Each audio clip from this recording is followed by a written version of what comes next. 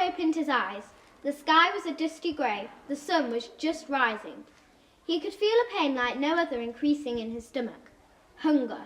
The forest looked dark and dank, with hardly a flower in sight. Torak felt like that now. Looking around, he saw Wren and Wolf, with the same desperate, restless expression on their faces as him. It had been 5 moons since they had last eaten, and they were all weak with tiredness and that never-ending feeling of starvation. They needed food. There was silence. Then a quiet rustling. Wolf picked up his ears, listening hard. His eyes were looking for any signs of life. All of a sudden, he ran out of the cave, followed by Torak and Wren, both clutching their arrows. All of them were hoping for a kill. Wolf darted past the tall yew trees, chasing the scent of his prey's blood. He could hear the high-pitched yips of tall Tailless as his stomach rumbled.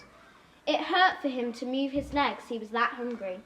Many lights and darks had passed since Wolf's last kill, but the smell of red deer in the wind kept him going.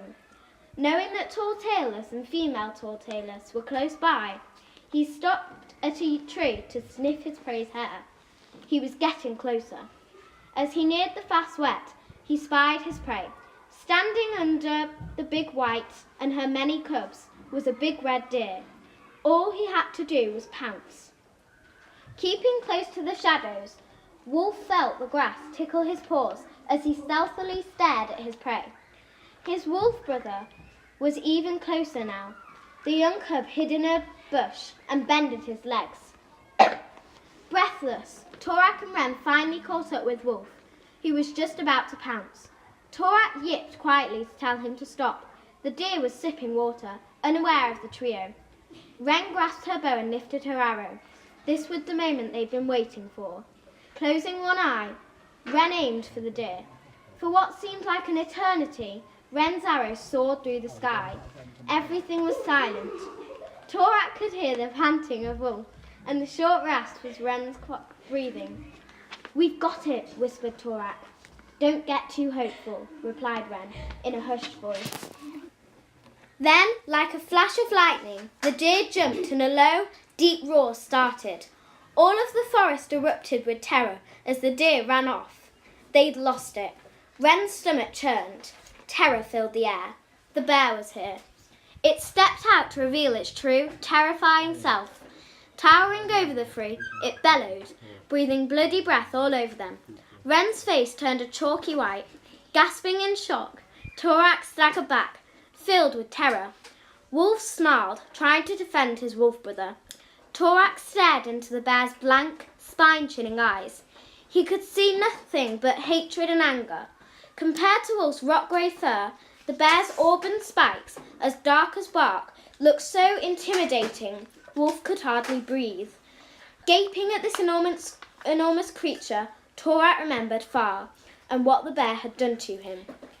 "Run," he mouthed at Wren. All 3 of them turned and ran. For their lives. Tearing through the brambles, Torak and Wren clinged to their bows, trying to defend themselves. Wolf was sprinting close behind them, dodging everything in his way. The heartless demon pounded after them, his paws of stone denting the ground. Torak's mind was racing. He was thinking about Far, but he was also thinking about the bear. What if it caught him? Wren stumbled and cut her leg. The pain made her wince, but she knew that she had to go on. Even though Torak and Wolf had seen Wren trip, the twosome couldn't help, otherwise the bear would catch them. All of them were petrified, and knowing that the bear was after them sent a shiver up Wren's spine. They were now in a deeper part of the forest, and mist was starting to rise. Suddenly, the bear stopped and landed on all 4 paws, and making the whole forest shake, the white-eyed beast bellowed. The 3 stopped in their tracks, shocked. Howling, Wolf warned the bear, but soon the cub was cowering under the black giant again. Stepping back, Torak and Wren screamed. All of a sudden, the threesome were not touching the ground anymore. They were falling, and then they were plunged into darkness.